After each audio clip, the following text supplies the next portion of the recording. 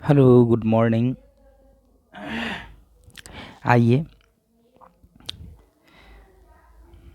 आप सभी का बहुत बहुत स्वागत है। Good morning. ये क्या चीज़ है? ऑनलाइन क्लास है, ठीक है। और यहाँ पे लिख दीजिए JD वोमेंस कॉलेज, बेली रोड, पटना। और क्या चीज़ इसमें ये लेक्चर नंबर कितना है? लेक्चर नंबर 2, पेपर 6 पढ़ा रहे हैं, कॉम्प्लेक्स एनालिसिस, ठीक है। जिस कॉम्प्लेक्स एनालिसिस में इस वक्त चैप्टर नंबर 2 चल रहा है। Chapter number 2, analytic function. Analytic function. पिछले चैप्टर में हमने कुछ डेफिनेशंस वगैरह बताए थे, छोटा मोटा, है ना। आइए एक क्वेश्चन के साथ शुरुआत करते हैं, उससे आगे बढ़ते हैं जहाँ तक पढ़ा दिए थे। आगे एक क्वेश्चन है कि प्रूव दैट द फंक्शन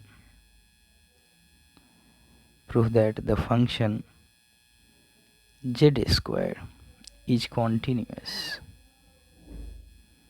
कहता है कि सिद्ध कीजिए कि ये मॉड z स्क्वायर क्या चीज़ है? कॉन्टीन्यूअस है एवरीवेयर,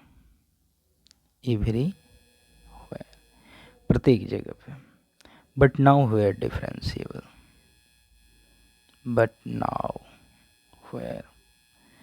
इसी में WHER ये लगा दीजिए। नाउ वेयर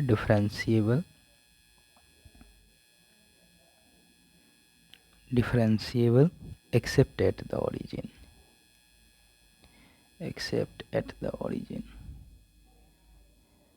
ओरिजिन पे ये फंक्शन डिफरेंशिएबल होगा, उसके अलावा यदि अगर किसी पॉइंट पे आप चेक करेंगे तो ये फंक्शन डिफरेंशिएबल नहीं होगा। यही चीज़ हमसे कहा जा रहा है, प्रूव करके दिखाइए, ठीक है।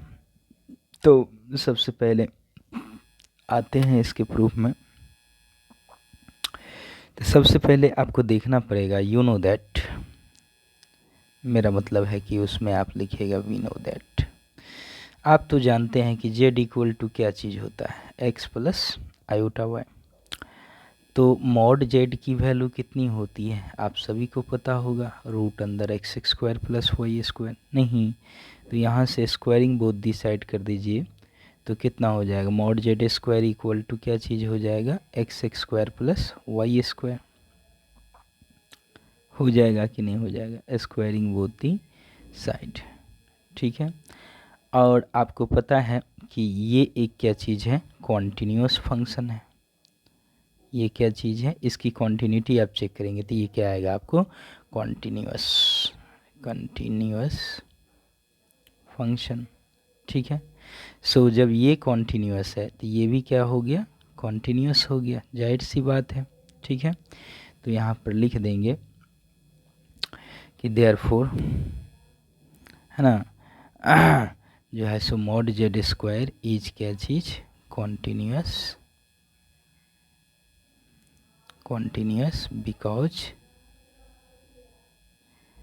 Because x square plus Y square is क्या चीज़? Continuous. Actually X square plus Y square continuous होता है, इसलिए मॉड z स्क्वायर भी क्या हो गया? कॉन्टीन्यूअस हो गया। अब कंटिन्यूटी तो हो गई, अब इसमें बताना हमको ये है सिद्ध करके कि ये मॉड z स्क्वायर जो है वो ओरिजिन पे तो डिफरेंशिएबल होगा, बट ओरिजिन के अलावा किसी दूसरे पॉइंट पे चेक कीजिएगा तो वो डिफरेंशिएबल नहीं होगा। तो चलिए अब इस चीज़ को हम चेक करके दिखाते हैं, ठीक है। क्वेश्चन के सेकेंड भाग में चलते हैं, सेकेंड पार्ट में चलते हैं। लिखना नहीं है वहाँ पर, ये आप लोगों के समझने के लिए लिख दिए हैं, ठीक है। सो नाउ हम लोग बात करते हैं from the definition of differentiability. अच्छा, सबसे पहले हमारे पास में यदि अगर हम बात करें तो हमारे पास में क्या चीज़ है function F Z equal to क्या चीज़ है मॉड जेड स्क्वायर, नहीं। तो यदि अगर हम आपको कहें कि F z plus delta z की वैल्यू निकालिए, या फिर मान लीजिए कि ए प्लस डेल्टा जेड की वैल्यू निकालिए, तब कैसे निकालेंगे? ए प्लस डेल्टा जेड की वैल्यू कैसे निकालेंगे? तो भाई जेड था तो मॉड के अंदर में जेड और उस चीज़ का स्क्वायर, फंक्शन तो इसी प्रकार से डिफाइन है। अगर यहाँ पर आप एफ टी निकालने के लिए हम कहेंगे तो आप क्या लिखेंगे? मॉड के अंदर में टी का स्क्वायर। तो ए प्लस डेल्टा जेड डाला तो उसकी वैल्यू कितनी होगी? जाहिर सी बात है, आप सभी बहुत आसानी से बता सकते हैं इस बात को। कितना हो जाएगा? ए प्लस डेल्टा जेड और उस चीज़ का क्या चीज़? स्क्वायर। कोई दिक्कत? अच्छा, now from the definition of differentiability, now from the definition of differentiability, आप लोगों के मन में प्रश्न होगा ये क्यों निकाले सर? अभी तुरंत बताते हैं क्यों निकाले हैं। Okay, now from the definition of क्या चीज़? डिफरेंशियबिलिटी, RENTIABILITY, डिफरेंशियबिलिटी है ना, ऑफ कॉम्प्लेक्स वेरिएबल फंक्शन,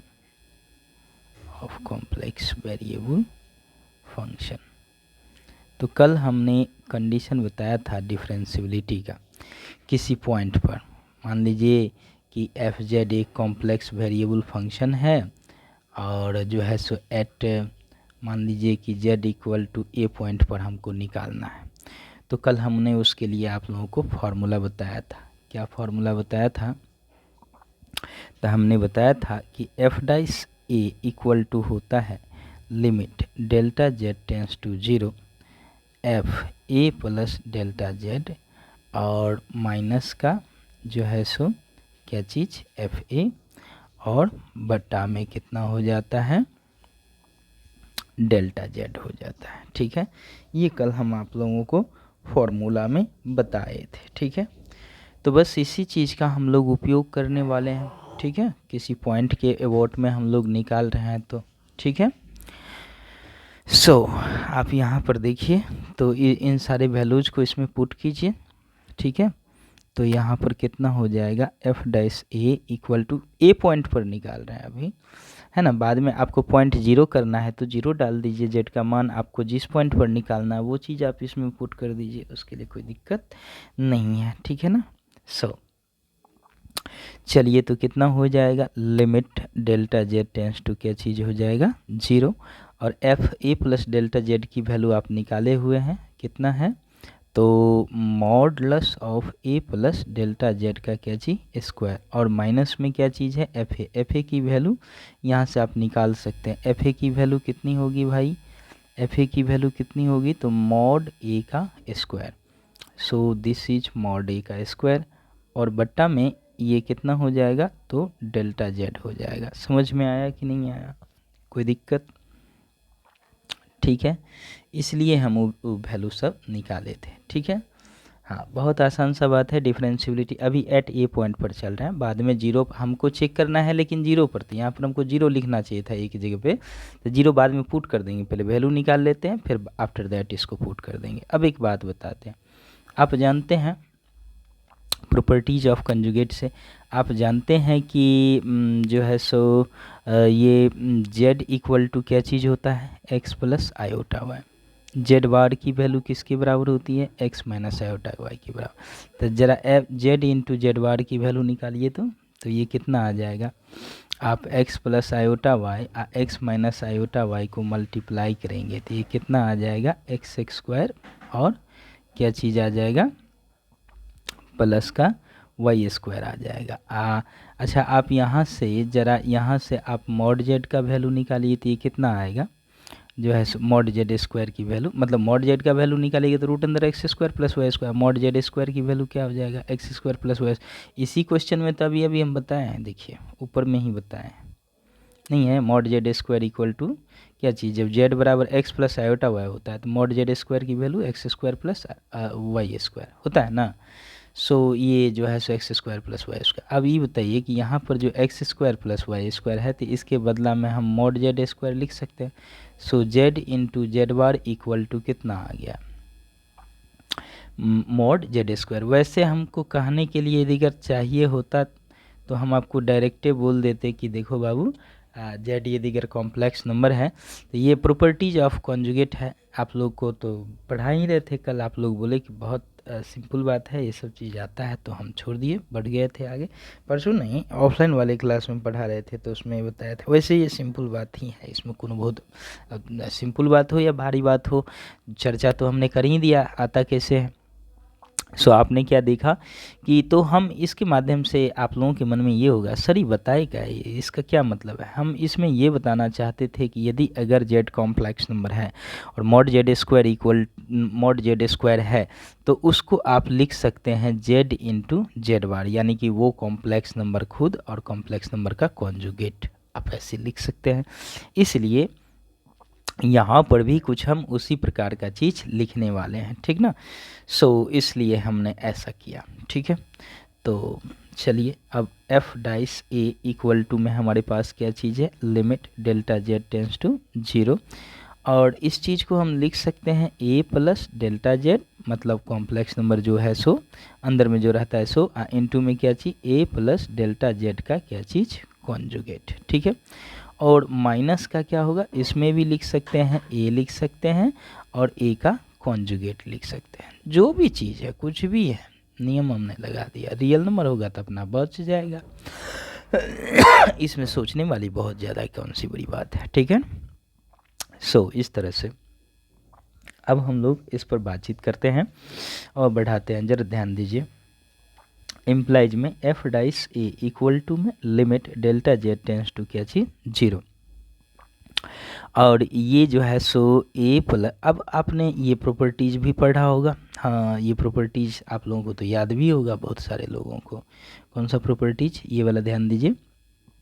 आप जानते हैं कि Z1 प्लस Z2 का कॉन्जुगेट बराबर क्या होता है, Z1 का कॉन्जुगेट प्लस में Z2 का कॉन्जुगेट। याद है पल्लवी जी? बताइए। स्नेहा जी, आप लोगों ने कहा था सर ये सब तो बहुत ईजी बात है, हम लोग तो जानते हैं। अरे जानते हैं भाई, वो सब ध्यानों में रहना चाहिए, ये सब गपशप कि दो कॉम्प्लेक्स नंबर को हम लोग ब्रेक करते हैं तो ऐसे होता है। ओके, तो चलिए ए प्लस, अरे वाह पेन चेंज कीजिए, ए प्लस क्या चीज़ डेल्टा जेड, और जो है सो ठीक है। ओके, सो ए प्लस डेल्टा जेड और इनटू में कितना हो जाएगा, ये ए का कॉन्जुगेट और प्लस में क्या चीज़ डेल्टा जेड का कॉन्जुगेट, अलग अलग टूट गया। अब माइनस में ए इंटू ए का कॉन्जुगेट तो है ये, अब बट्टा में आपका ये क्या रहा, डेल्टा जेड, ठीक है। सो इस तरह से यहाँ पर देखिए कि F dash A equal to में क्या हो गया, limit delta Z tends to क्या चीज़ 0, और इसको आप मल्टीप्लाई कीजिए, ठीक है। तो गुना कीजिएगा, मेरा मतलब है, फिर से देख लीजिए मैं किसको कह रहा हूँ, ये दोनों भाई साहब को क्या कीजिए आप मल्टीप्लाई कीजिए, और मल्टीप्लाई करके यहाँ पे लिखिए तो क्या होगा ए इंटू ए बार, प्लस में क्या होगा ए इंटू डेल्टा जेड का कॉन्जुगेट, प्लस में क्या होगा ए बार इंटू में क्या होगा डेल्टा जेड, और प्लस में क्या हो जाएगा डेल्टा जेड इंटू में डेल्टा जेड का कॉन्जुगेट, और माइनस का क्या हो जाएगा ए इंटू ए बार, अब बट्टा में कितना हो जाएगा डेल्टा जेड, ठीक है। कुछ ही कटने वाला दिख रहा है, क्या दिख रहा है, अच्छा ये और ये कट जाएगा, काट दीजिए, हटा दीजिए, ठीक है। तो ये सो कैंसिल आउट हो गया। अब हम लोग क्या करेंगे भाई, तो अब हम लोग यहाँ पर जो है सो डेल्टा जेड से ना सबको भाग दे देंगे, ठीक है। डेल्टा जेड से हम लोग क्या चीज़ दे देंगे, भाग दे देंगे, और देखते हैं कि हमारे पास में क्या चीज़ बच पाता है, ठीक है। ये एफ डाइस ये चल रहा है, so F dash A equal to में कितना हो जाएगा, F dash A equal to limit delta Z tends to क्या चीज़ 0, और डेल्टा जेड से भाग देंगे तो हमारे पास में क्या होगा जो है सो देख लेते हैं, ए इंटू डेल्टा जेड बार बट्टा में क्या चीज़ डेल्टा जेड, प्लस में ए बार इंटू डेल्टा जेड बट्टा में डेल्टा जेड, और प्लस में क्या चीज़ डेल्टा जेड इंटू में डेल्टा जेड का बार बट्टा में क्या चीज़ डेल्टा जेड, यही बच गया। तो देखिए इसमें भी कुछ कटने वाला दिख रहा है क्या, यस ये कट जाएगा, और इस प्रकार से ये भी कट जाएगा। तो हमारे पास में क्या सब चीज़ें बच गई, उस चीज़ को हम लोग ज़रा देख लेते हैं। So F dash a, okay, और limit delta Z tends to क्या चीज, 0। ठीक है, देखिए लिमिट तो सब में लगेगा, इसमें भी लगेगा, इसमें भी लगेगा, इसमें भी लगेगा, ठीक ना। तो अभी जिसमें अभी काम कर जाएगा उसको अच्छे से लगा दीजिए, बाद बाकी को रहने दीजिए, ठीक है। तो सबसे पहले बच क्या गया है वो हम लोग देख लेते हैं। ए इंटू डेल्टा जेड बार बट्टा में डेल्टा जेड, प्लस में क्या चीज़ है, ए बार, और प्लस में यहाँ पे देखिए ये डेल्टा जेड है तो इसमें लिमिट लगा ही दीजिए, ये तो डेल्टा जेड लगा दीजिएगा तो डेल्टा जेड की वैल्यू 0 डालेंगे। सो दिस वैल्यू बिकम्स क्या चीज़, 0। ओके, चूँकि मैं लिख देता हूँ यहाँ पे कि लिमिट हमने उसमें लगा दिया है डेल्टा जेड टेंस टू 0, और सिर्फ था डेल्टा जेड, और इसकी वैल्यू कितनी हो गई, डेल्टा जेड की जगह पे अपना 0 डाल दिए। सो दिस वैल्यू बिकम्स कितना, 0 हो गया। तो चलिए अब बात करते हैं अब जो चीज़ें रह गई हैं उसमें। सो फाइनली सबसे पहले हमारे पास में एफ डाइस ए पॉइंट की यदि अगर बात की जाए तो limit delta Z tends to 0 A into delta Z bar बट्टा में क्या चीज़, डेल्टा जेड, और प्लस में क्या चीज़ आ चुका है हमारे पास में, ए बार, ठीक है। सो इस चीज़ को हम लोगों को ध्यान देने की ज़रूरत है, ठीक है। अब एक चीज़ देखिए आप, अब एक चीज़ को यहाँ पर देखिए, कोई चीज़ छूट वगैरह तो नहीं ना रहा है, कोई चीज़ मिस्टेक उस्टेक कहीं पर तो नहीं ना है ना बंधु, है काटते वक्त में कहीं ध्यान नहीं दिए, ये तो बड़ा, ये देखिए यहाँ पर देखिए, यहाँ पर देखिए एक छोटा सा मिस्टेक हो गया। और मिस्टेक देखिए, ये जो सबसे पहले हम मिस्टेक दिखा देते हैं और फिर बताते हैं। ये देखिए डेल्टा जेड बार से डेल्टा जेड को काटना था इसको और इसको, तो डेल्टा जेड बार बचता, देखिए लिखा गया, तो इसको ठीक कर लेते हैं, ठीक है। चलो भैया ज़रा हट जाओ तो तुम सब, सबसे पहले तो लिख लेते हैं यहाँ पे डेल्टा जेड और इनटू में डेल्टा जेड बार, और बट्टा में क्या चीज़ था, डेल्टा जेड, यही चीज़ था। तो इसमें कटना किसको था, इसको ना, इसको ना, तो क्या चीज़ बचता हमारे पास में यहाँ पर, 0 की जगह पर एक बार फिर से लिख लेते हैं। तो 0 की जगह पर क्या तयो हटिए जाएगा कि जो है सो, समझ रहे हैं, बचेगा तो इतना ही, लेकिन उसको लिखना पड़ेगा ना प्रोसेस से। अभी तुरंत लिख देते हैं, तयो वैल्यू क्या हो जाएगा, डेल्टा जेड बारो बचा ना, तयो वैल्यू 0 ही हो जाएगा। अब रीजन जानिए, तो चूँकि मतलब यहाँ पर अब उसकी वैल्यू लिखनी है ना, तो पहले तो पर लिख देते हैं यहाँ पर delta Z bar tends to क्या चीज़, 0, ये भी वैल्यू 0 आएगा। क्यों, चूँकि जब डेल्टा जेड टेंस टू जो है सो 0 है, तो delta Z bar tends to भी निकालिएगा तो ये भी वैल्यू क्या चीज़ आएगा। जब डेल्टा जेड 0 है तो डेल्टा जेड बार का कॉन्जुगेट का भी टेंस टू निकालिएगा तो भी क्या चीज़ आएगा, 0 ही आएगा। सो दिस वैल्यू ऑल्सो क्या चीज़ जो है सो क्या हो जाएगा, 0 हो जाएगा। यहाँ पे दिस लगा देते हैं, डेल्टा जेड बार लगा देते हैं, ठीक ना। सो इस प्रकार से तो ये तो 0 का 0 बरकरार ही रह गया, कोई दिक्कत नहीं है, ठीक है। अब बात करते हैं, अब यहाँ तक हम लोग ए पॉइंट पे यदि अगर देखा जाए तो ये लिमिट इतना के बराबर आ रहा है। आप सोच रहे होंगे सर ये डेल्टा जेड की वैल्यू क्यों नहीं डाल रहे हैं यहाँ पे 0, अरे 0 डालेंगे तभी इन्फिनिटी आ जाएगा, मीनिंगलेस आ जाएगा, नहीं डाल सकते। अब इसका वैल्यू निकालना पड़ेगा, कैलकुलेट करना पड़ेगा, तब जा करके कोई हम डिसीजन ले सकते हैं। बात समझे कि नहीं समझे, हाँ। तो इस प्रकार का जो है सो कॉन्सेप्ट है, इस प्रकार का गपशप है। अब एक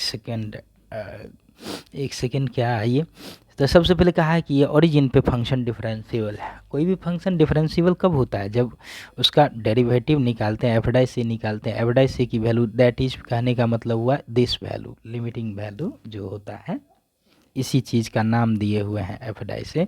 तो कहने का मतलब जब एफ डाई से ए की वैल्यू अभी सुबह सुबह उठे हैं, थोड़ा खांसी उसी हो जाता है, तो क्या बता रहे थे हम, तो हम ये कह रहे थे आप सभी से कि ये जो लिमिटिंग वैल्यू है ना वो एग्जिस्ट करनी चाहिए। एग्जिस्ट कैसे करेगा, हमने बताया था इसके बोर्ड में कि ये एक फिक्स रियल नंबर आना चाहिए, एक वैल्यू आनी चाहिए। सो तो ए की जगह हमको जी ओरिजिन पे चेक करना है, तो यहाँ पे 0 डालिए, ए की जगह पर 0 डालिए, सब जगह ए की जगह पर 0 डाल करके देखिए था। तो भैया जब ए का वैल्यू जब 0 दीजिएगा, ए का वैल्यू, ए क्या चीज़ है, रियल नंबर है। ए का वैल्यू जब 0 दीजिएगा तो बताइए जो है सो यदि अगर जेड बराबर क्या चीज़ है, ए है। ए कहने का मतलब हुआ जेड बराबर क्या चीज़ है, 2 है। This is real number.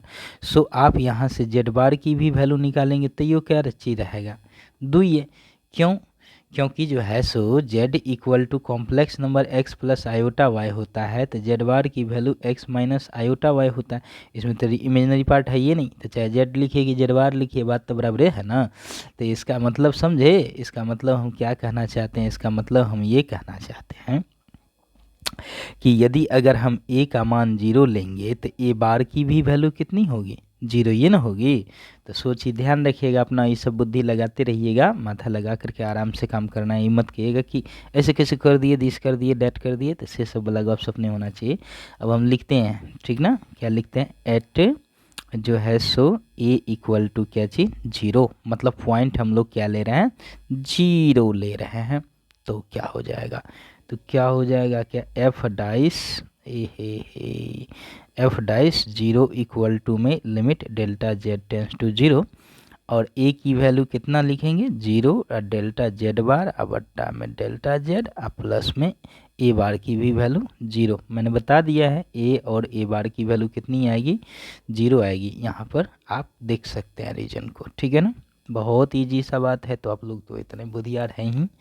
अब बताइए क्या हो जाएगा, इतने बुधियार हैं तो कहीं और बुधियारी का परिचय दीजिए। व्हाट इज दिस, दिस को 0 से मल्टीप्लाई करेंगे, अरे 0 से मल्टीप्लाई करेंगे तो क्या हो गया, स्वाहा, खत्म, ठीक है।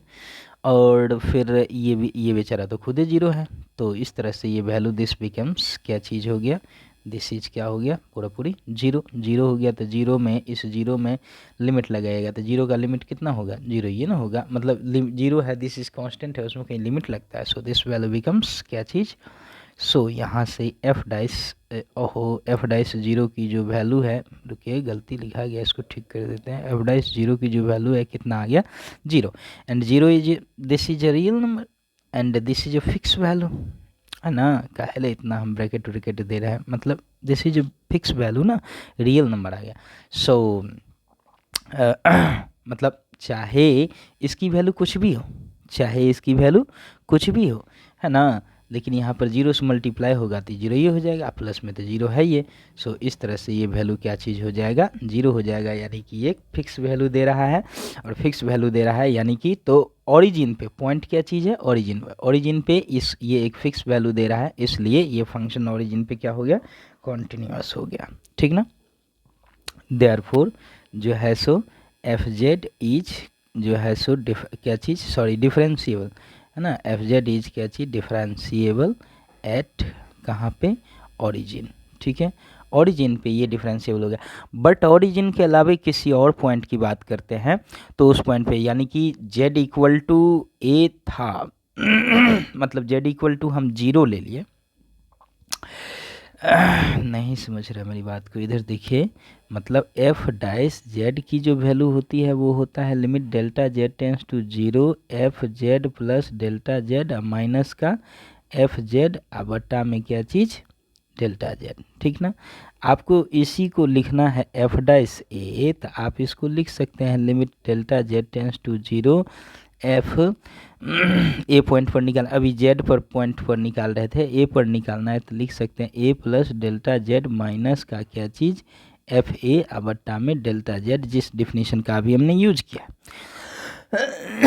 समझ रहे हैं। सो तो हम ये कह रहे हैं कि यहाँ पे ए की जगह पे ओरिजिन पॉइंट लीजिएगा, तो ओरिजिन पे तो हमने दिखा दिया।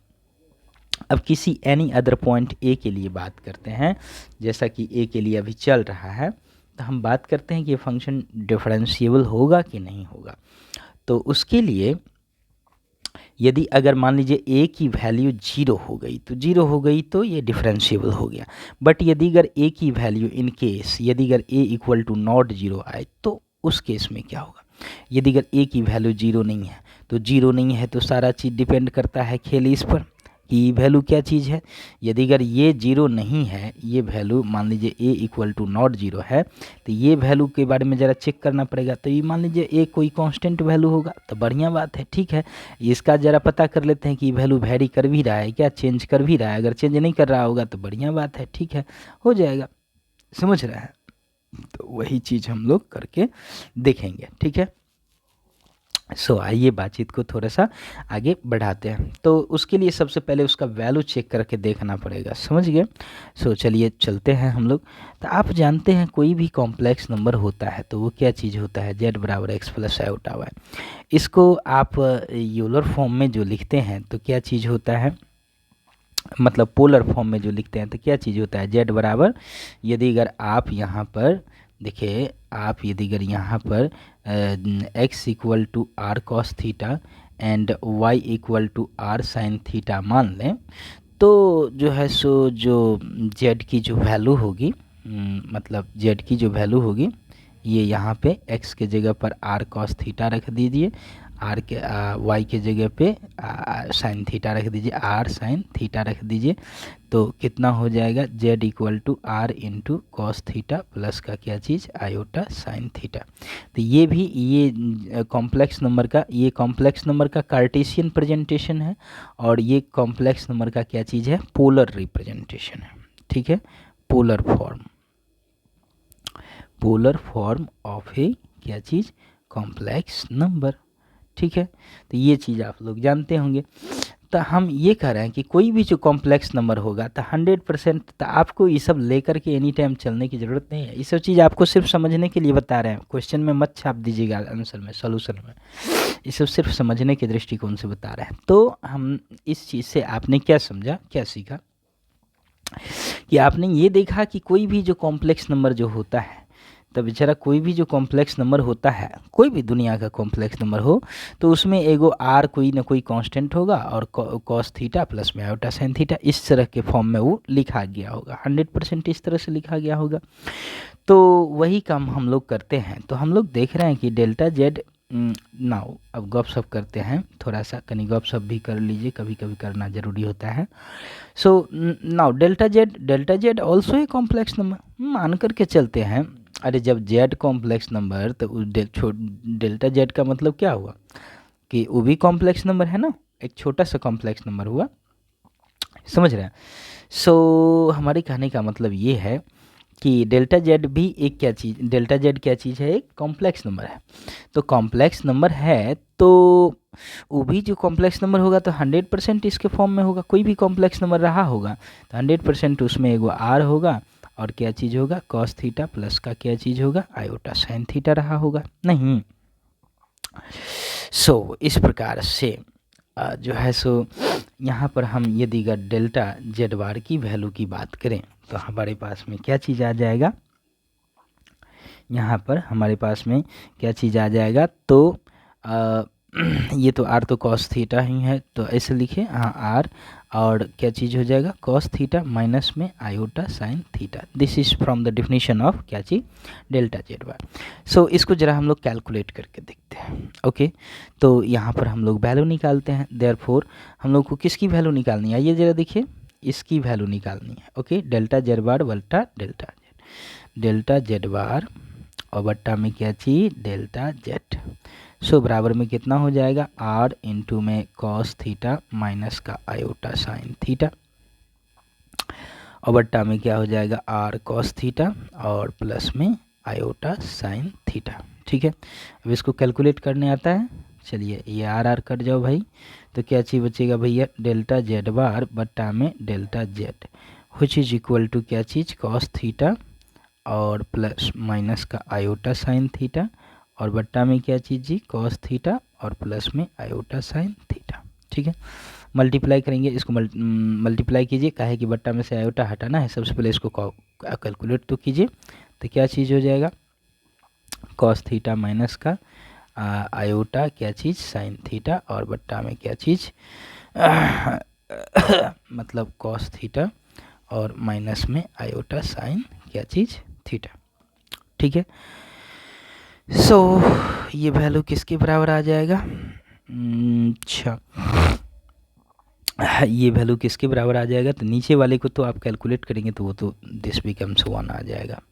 ठीक है, ये क्या चीज़ हो जाएगा, कॉस थीटा, और क्या चीज़ हो जाएगा, कॉस थीटा का स्क्वायर, और माइनस में क्या चीज़ हो जाएगा, आई साइन थीटा का होल स्क्वायर। ठीक है, हमने सोचा नहीं था ये क्वेश्चन इतना लंबा हो जाएगा, 29 मिनट का वीडियो जो बन गया, बताइए। बहुत छोटा सोच करके चले लेकिन बड़ी लंबा हो गया जी। एक ही क्वेश्चन में, सही में ये तो 2 लाइन का क्वेश्चन था, लेकिन है 10 मार्क्स के लिए देखे हैं कि बाय द वे अगर एग्जाम में पूछता है तो बन जाता है। हाउएवर ग्रेजुएशन में तो मस्ट है, रहता है, बहुत इंपॉर्टेंट क्वेश्चन है ये। एमएससी के लिए भी अभी तक तो हम अथी नहीं लाए हैं प्रीवियस ईयर क्वेश्चन पेपर, तो किसी से प्रीवियस ईयर क्वेश्चन पेपर जो है सो लाते हैं तो आपके लिए इम्पोर्टेंट क्वेश्चन सब भी लगा देंगे। फिलहाल तो अभी पढ़िए ये सब चीज़, आप गेस पढ़िए चाहे बुक पढ़िए, ये सब चीज़ें एकदम लाइन से पढ़ा रहे हैं तो इतना तो आपको पढ़ना ही पड़ेगा और जानकारी रहना भी चाहिए। ठीक है, हाँ हो सकता है ये सब क्वेश्चन का कहीं वैल्यू कम हो, बाय द वे शायद नहीं पूछता हो, लेकिन गेस फेसार पढ़िएगा तो उस सब के दृष्टिकोण से उस सब में सब ये सब चीज़ है। और ग्रेजुएशन वगैरह को बाय द वे पढ़ा रहे हैं तो उस सब में बहुत इंपॉर्टेंट है, और ये सब चीज़ जानकारी है तो कुछ आप छुप भी सकते हैं एग्ज़ाम में, तो उसके लिए बहुत ज़रूरी है। सो आइए, हमारे पास में क्या चीज़ है, कॉस थीटा, और माइनस में आई साइन थीटा का क्या चीज़ है हमारे पास में, ऊपर में क्या चीज़ हो गया, होल स्क्वायर हो गया। ठीक है ना, so this value becomes, 1 second रुकिएगा।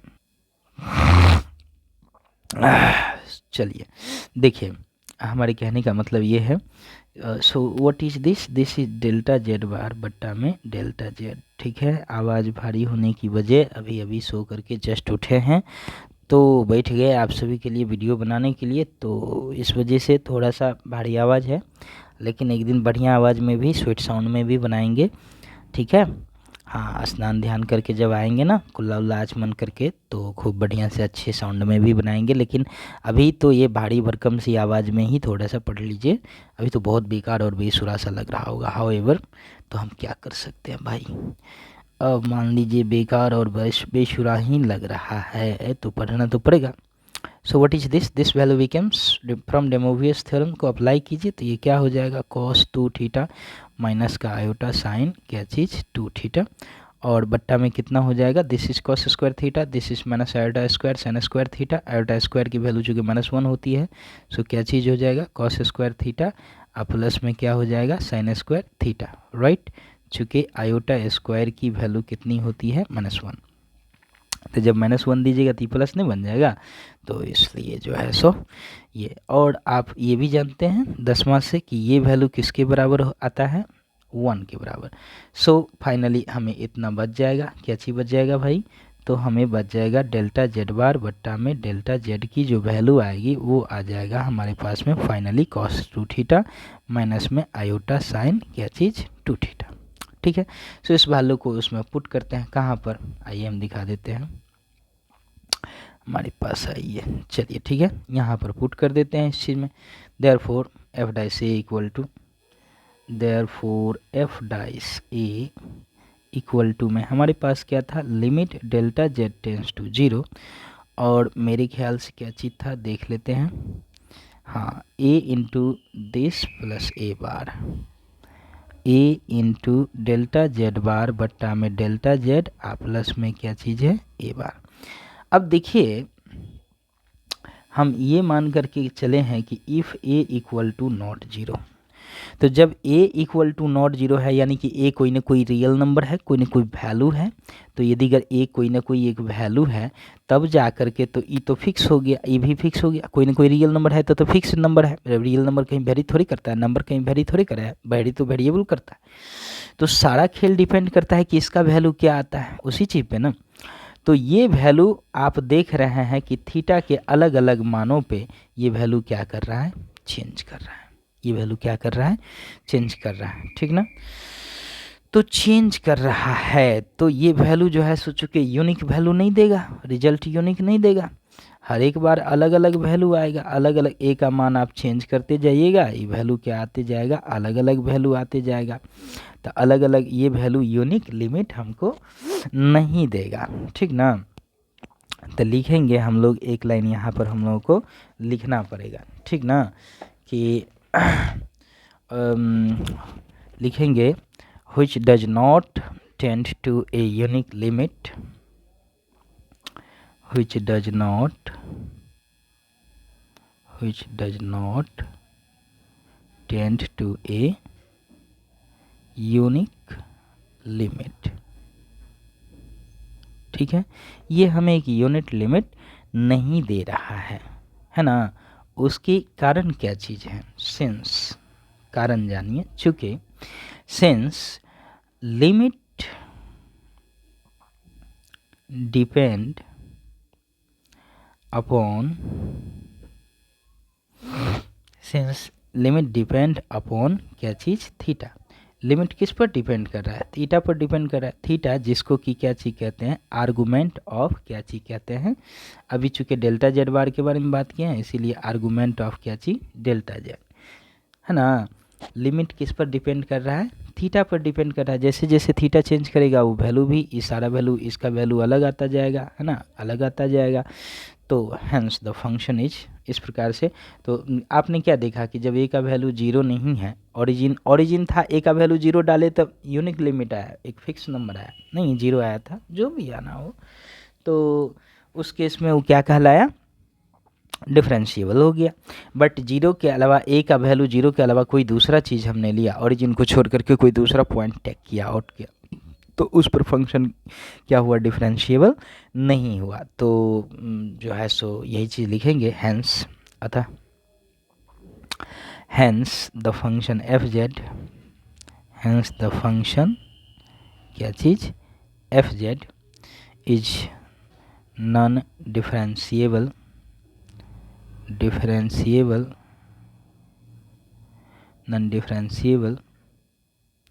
for any non-zero value of z, for any non-zero value of z, that is जो है सो नाउ वेयर, जो डिफरेंशिएबल लिखा हुआ था वही वर्ड हुआ।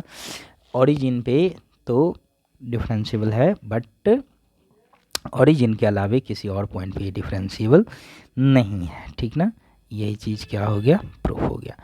तो इस प्रकार से आज के अभी के लेक्चर में, ये तो बड़ा मुश्किल हो गया तो चलिए सिर्फ एक ही क्वेश्चन पढ़ा पाए, ठीक है। 37 मिनट का ये ऑलरेडी एक लेक्चर बन चुका है। तो अगले जो लेक्चर में हम आप लोगों को लेकर के आने वाले हैं अपकमिंग वीडियो में, उसमें लेक्चर नंबर 2 में हम आप लोगों के लिए लेकर के आने वाले हैं necessary condition for F Z to be analytic. बहुत इंपॉर्टेंट क्वेश्चन होगा, मोस्ट पिकुलियर क्वेश्चन होगा। ये भी जो अभी क्वेश्चन पढ़ा है बहुत अच्छा क्वेश्चन था। और न्यू जो है सो अपकमिंग जो वीडियो जो होगा उसमें जो हम पढ़ाने वाले हैं बहुत सुंदर चीज़ है, जिसका नाम है क्या चीज़, necessary condition, the necessary condition, NECESSARY, necessary condition for F Z to be analytic, F Z to be analytic, ठीक है। आप पढ़ेंगे आपको एकदम माइंड में याद हो जाएगा, इस तरह से पढ़ाएंगे, ठीक है। अभी भी जो क्वेश्चन पढ़ाए हैं बहुत मज़ेदार क्वेश्चन पढ़ाए हैं, बट इसके पश्चात this is the very important theorem for your examination, okay. So इसको तो बिल्कुल देखना ही देखना है, मोस्ट BBI एकदम जिसको हम कह सकते हैं, ठीक ना। सो ये आपको नेक्स्ट वाले लेक्चर में हम बताएंगे, तो उसको ज़रूर देखना है, अच्छे से देखना है और समझना भी है इसके अलावा हम आपको मतलब इसी necessary condition for F Z to be analytic, यहाँ पर कोई भी फंक्शन एनालिटिक कब होगा उसके लिए नेसेसरी कंडीशन क्या चीज़ है और सफिशिएंट कंडीशन क्या होता है, दोनों पर एक एक थ्योरम है, नेसेसरी कंडीशन पर भी और सफिशिएंट कंडीशन पर भी। तो अगले लेक्चर में हम दिखाएंगे आपको, उसके बारे में बताएंगे कि कैसे हम लोग उसको प्रूव करते हैं। नेसेसरी कंडीशन को ही, मतलब नेसेसरी कंडीशन होगा क्या चीज़, मान लीजिए एफ जेड बराबर u प्लस आयोटा भी, आप जानते हैं शॉर्ट u x, y होता है ना, इस फंक्शन को शॉर्टकट में u बोलते हैं, v x, y होता है ना, तो इसी को शॉर्टकट में हम लोग भी बोलते हैं। तो एफ जेड बराबर u प्लस आयोटा भी है। तो नेसेसरी कंडीशन ये होता है, नेसेसरी कंडीशन क्या चीज़ होता है किसी फंक्शन के एनालिटिक होने के लिए, तो u x equal to v y and u y equal to minus का क्या चीज़ होना चाहिए, बी एक्स होना चाहिए, यही necessary, this is the partial derivative है। इसको आप ऐसे भी लिख सकते हैं, क्या चीज़, del U by del X equal to में del V by del Y and del U by क्या चीज़, del Y equal to minus का del V by del X. ठीक है, इसको हम लोग सी आर इक्वेशन भी कहते हैं, क्या कहते हैं, C R equation, C R equation. ठीक है, सी आर इक्वेशन का मतलब, सी आर इक्वेशन का मतलब हुआ Cauchy Riemann equation, Cauchy R I E M A double N, Riemann equation. ठीक है, हाँ, कॉची राइमन इक्वेशन। इसको बहुत सारे लोग कूशी भी बोलते हैं, कुछ लोग कॉची भी पढ़ते हैं, तो आपकी इच्छा है, आपको जैसा लगे, ठीक है, वैसा आप पढ़ सकते हैं। कुची राइमन इक्वेशन बोलिए, कॉची राइमन इक्वेशन बोलिए, कुशी राइमन इक्वेशन बोलिए, जैसे बोलना हो वैसे बोलिए। तो ये चीज़ हम नेक्स्ट लेक्चर में आप लोगों को प्रूफ करके दिखाएंगे ब्राही, और इस पर क्वेश्चन सब भी, नंबरिकल क्वेश्चन सब भी आएंगे जो कि आप एग्ज़ाम में खुद से भी बना सकते हैं, तो उसके लिए इसको समझना और देखना बेहद ज़रूरी है। ठीक है, तो नेक्स्ट लेक्चर में आइए, आप सभी के लिए उस चीज़ को लेकर के हम आ रहे हैं। बहुत अच्छा क्वेश्चन है, बहुत अच्छा थ्योरम है। चलिए मिलते हैं नेक्स्ट लेक्चर में। बहुत बहुत शुक्रिया, बहुत बहुत धन्यवाद आप सभी का ज्वाइन करने के लिए। ओके, बने रहिए। तनिक आप लोग में से सबको देखे हैं, एगो चीज़ बहुत गड़बड़ बात है, आप लोग एको गो आदमी हमारे चैनल को बताइए सब्सक्राइब तक नहीं किए भाई, कम से कम सब्सक्राइब करके बटन दबा करके रखिएगा तब ना, कम से कम जब तक एमएससी में है तब तक के लिए तो कर लीजिए, है ना। एमएससी पास कर जाइएगा, छोड़ दीजिएगा, कोई दिक्कत नहीं है, फिर उसमें से लेफ्ट मार दीजिएगा, कोई दिक्कत नहीं है, लेकिन अभी तो बन जाइए, और जितने भी एमएससी वाले हैं सबको फ़ायदा पहुँचाइए। ठीक है, खुद भी देखिए, समझिए, दूसरों को भी समझाइए। नहीं समझ में कोई गपशप आता है, आप कमेंट करके ज़रूर हमको बताइए कि यहाँ पे ये सब चीज़ समझ में नहीं आया, ज़रा एक बार फिर से चर्चा कर दीजिए, है ना। पॉसिबल होगा जहाँ तक, तो वहाँ तक हम चर्चा करेंगे। ओके, ठीक है, तो अभी के लिए चलते हैं, फिर मिलते हैं नेक्स्ट वीडियोज़ में। लेक्चर नंबर 3 में जल्द मुलाकात करेंगे। रोज़ाना एगो वीडियो आप सभी के लिए जो है सो अपलोड करेंगे, आप लोग रेगुलर देखते जाइए। आपका ये जो एग्ज़ाम सेकेंड सेमेस्टर का आएगा, आप देखेंगे कि उससे पहले आप एकदम पूरी तैयार हो चुके होंगे। यदि अगर मान लीजिए कॉलेज में हैं आप, तो कॉलेज में तो कोई बात ही नहीं है, कॉलेज में तो हम ऑफलाइन भी लेक्चर लेकर के ख़त्म करेंगे जेडी वुमेन्स में। और यदि अगर आप कॉलेज से बाहर हैं, कहीं पर भी हैं, किसी भी इंस्टीट्यूट में पढ़ रहे हैं, घर पे बैठ करके पढ़ रहे हैं, तो आपके लिए ये हमारा वीडियो बहुत बेनिफिशियल होगा। बस इसको देखते रहिए, वाचिंग करते रहिए। एग्ज़ाम में उस दिन जितना परेशान होते हैं एग्ज़ाम के दिन, उतना परेशान आपको नहीं होना पड़ेगा। सारे पेपर्स इस चीज़ के माध्यम से हम अपलोड करेंगे, आप बस रेगुलर बने रहिए और थोड़ा कमेंट करते रहिए कि हम रेगुलर बने हुए हैं, तो आपकी मदद के लिए हम भी वीडियो बनाते रहेंगे। ठीक है, चलिए अब फाइनली जाने वाला जाते हैं, ठीक ना, मेरा मतलब है कि अभी पक्का का जाने वाले। टोटल टाटा बाय बाय, मिलते हैं नेक्स्ट लेक्चर में। थैंक यू, बहुत बहुत शुक्रिया।